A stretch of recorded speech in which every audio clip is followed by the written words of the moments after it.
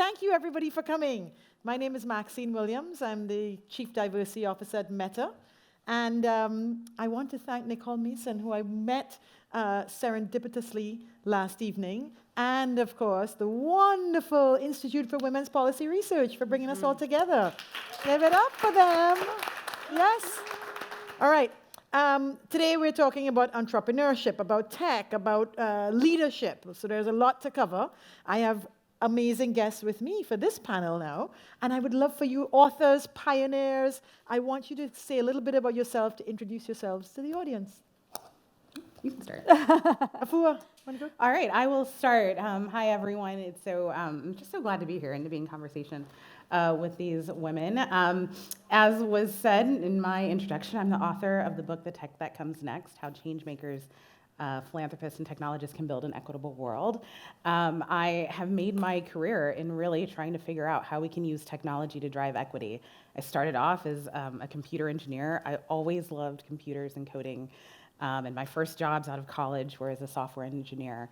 But at some point, I really started to ask myself, how am I making sure that this technology that I'm developing is actually mattering and having an impact on people's lives? And so through some twists and turns, with some time at the FBI and their science and technology shop, and at the White House, and working with nonprofits and government agencies all around the world, I've sort of figured out how we can really start to harness tech for good. And so that's what I spend my time doing now, helping organizations figure out really how to use tech responsibly and to really help advance social causes. That's me. If that's not a great cause, I don't know what is. Thank you. All right, Dr. De La Peña. So, hi. I began my career as a journalist, and I think as a journalist, you're constantly trying to do what Martha Gellhorn said: how do we give people the view from the ground? And then, I read about the virtual reality book that Howard Rangel wrote, and I thought, oh my God, if I could put people on scene at real stories, maybe they would connect better, maybe they would understand more deeply. And that led me to my career, where I ended up creating first a virtual Guantanamo Bay prison in Second Life. How do we bring, a place that's most off limits to most citizen press? And I began to show how this could actually be used for journalism. And then proceeded to make things like on Hunger in Los Angeles, which was the first VR piece ever at Sundance Film Festival, where we were 3D printing headsets, and I've done stuff on Syrian refugees and LGBTQ homelessness and domestic violence, one of the most important pieces I've done, and also did a piece with Planned Parenthood on putting you on scene where you're hearing what really gets shouted at young women as they try to go into health clinics. So you become shouted at, and that actually, study after study, showed how impactful that was. But along my journey, I just found I was always, I don't care whether it was in the room or it was on Zoom calls, it was always white dudes, right? I'm always kind of trying to get through the mansplaining and it's like, oh God, just shut up, I know. And that, and I could do what I could do as a small, I had my own company, Emblematic Group, and as a small business, I could, have 3 women interns here, somebody BIPOC there, and it just wasn't enough. Yeah. And when Arizona State University bought a building in downtown LA and said, come on down and start a new center with a focus on trying to create diversity and inclusion in new emerging technologies, I just took that job a year ago. So now I'm founding director for a new center in LA. We'll have a graduate program and a institute, and that is totally driven toward shifting at a graduate level, at a managerial level, who's going to get to tell their own stories, who's going to understand the technologies, and how can we start to shift in all levels the diversity that we know is a major problem in tech companies. I wonder, as we hear talk about technology and AR, VR, how many people in the audience, just by a show of hands, has ever put on a headset and gone into VR and done one of these Clouds over Sisra or 6x9 and experienced what it's like? So a good number of people in this audience are familiar with it. I want to ask, so it seems enough people have had a taste of what it's like to use technology to understand someone else's experience. Let's go a little further into the metaverse, which takes it another step. I define, if we ask, a lot of people are saying now, like, what is a metaverse?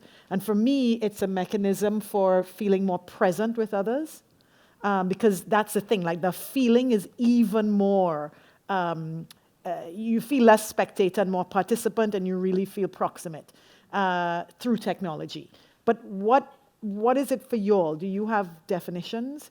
And then is there a way that we can use these immersive experiences and build DEI into them so that the result we get is something that's better for all of us?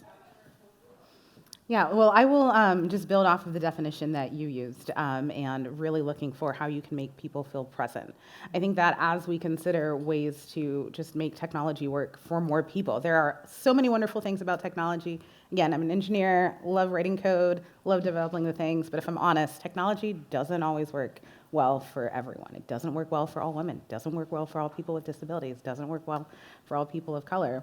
And so I think that with the metaverse, it does offer some opportunities with that feeling of presence in order to help people sort of understand empathy and start to think through what long-term perspective taking could mean for the decisions that they're making.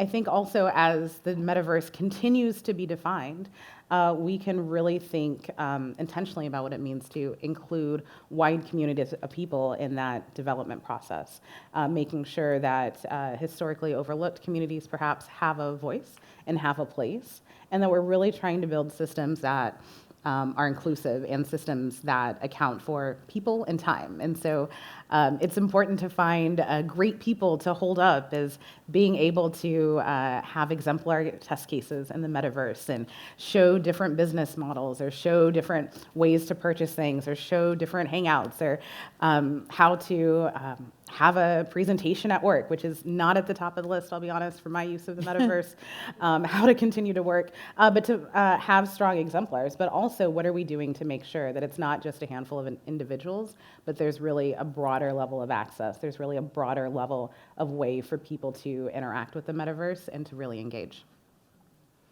So I always sort of joke that, when my son goes to college, that, the world isn't flat. Of course, he's going to be showing me his room in 3D. I'm not going to be just on a flat Zoom call. I'm going to be walking around his dorm room and say, could you put your underwear in the laundry basket? But so there's going to be metaverses that are that small. There's going to be connections that small, and then there's going to be connections that big. And we just have to be careful that we decolonize these big places, that we think about them as spaces from the beginning as we make them. Like right now, there's a lot of, people buying real estate that's connected to the blockchain, and it's meant to have volume, et cetera. But who is selling that real estate? And so how do we work together at this moment to start thinking about, we have to make sure that the people who are making the worlds and working on the worlds, and I know that that's what's fun about, the metaverse is that connection and that beauty of being able to, be with people, but we need to be really careful. I just want to add one other thing you might enjoy, that I did a study way back when in Second Life, when I was first leading students into Second Life after I made the virtual Guantanamo Bay prison project, and I was looking at sexual harassment in these environments. And at that point I was saying, okay, so, in the regular world, women find things more harassing than men do. And on text-based websites, women find situations more harassing than men do. And I was like, well, this is true in a place like Second Life that was really unregulated. And some of the stuff was just horrible. Being virtually raped, we know it's actually quite significant for people, right? And it causes a lot of angst. But in this study, I didn't mean initially to go after that. I was just trying to understand, in virtual worlds, did we see the same pattern? But what I thought was, hang on a second, some of my people who responded, were playing as females when they came into the virtual world, not necessarily for any other reason other than they, wanted to just look differently, I guess. And, I didn't ask enough of that question, but I had enough men to say, how did they feel when they were sexually harassed in a virtual world? And the men all reported they felt more harassed than women. It was a significant shift. And so this is a really interesting question as we get into the metaverse and as we go into the space where, we've got this real world situation, how do we start thinking about applying what we know in the real world and bring them into the metaverse? Yeah, no, there's so many different dimensions to it. I had a conversation recently with a set of women who were doing commerce. in these spaces. And, one of them, young black single mother in Brooklyn, who said that, in real life, she suffers so much social anxiety that she couldn't really, it was hard to have conversations. It was hard as an artist to perform, to get up in front of people. But through, she uses Quest and Horizon Worlds, like in these worlds, she's developed so much more of an ability to do that, so much less anxiety. And that it has then, both in the virtual world and in the real world, boosted her, and she's now sold her art, and she's making a living. And it's just like so interesting to think about the opportunities that exist that just didn't exist before the technology. And so I'd love to ask you, if you can share examples of technology as a tool to more accurately represent different people, different people's experiences, and to do good. Because we often do look at like, okay, what's not going well, or what is being exacerbated. But it would be really interesting to know, where are we seeing advances or improvements, and the positive stuff that we could double down on?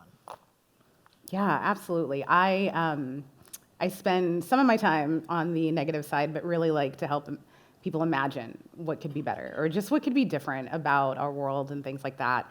And so in some recent research, I came across an organization called Code the Dream, and it's based in North Carolina. And it targets, and most of their clients are people from historically overlooked or underserved communities. They teach them to code, but then when they start to develop projects and develop programs, they have an entire development shop that's there. They really encourage people to develop programs that tie to their communities and tie to issues that they're passionate about. And so one such application that they brought was people who were children of migrant farmers, who were able to develop an app and a whole platform in order to help identify resources for migrant farmers, but also connect to the people on the ground who are providing resources, who are providing services as different migrant communities moved across the country throughout the year. And so I think that's really an example of how, when we really expand the ideas of who we want to be technologists and who we want to be involved in these solutions, and we recognize that it's not just technologists who can solve the world, but you really do need people with different backgrounds and different understandings coming together, and also that true awareness of the problems that you're trying to solve, you can really have something powerful. And I think that's something that we can do more of. So I think sometimes you start with the darker side, and then you can move into how do we turn that into something positive. I could cite a couple of things. One of the more recent projects, I'm working with a really wonderful artist named Alton Glass, who's from the Atlanta area. But I had started working a few years ago on a project on the Atlanta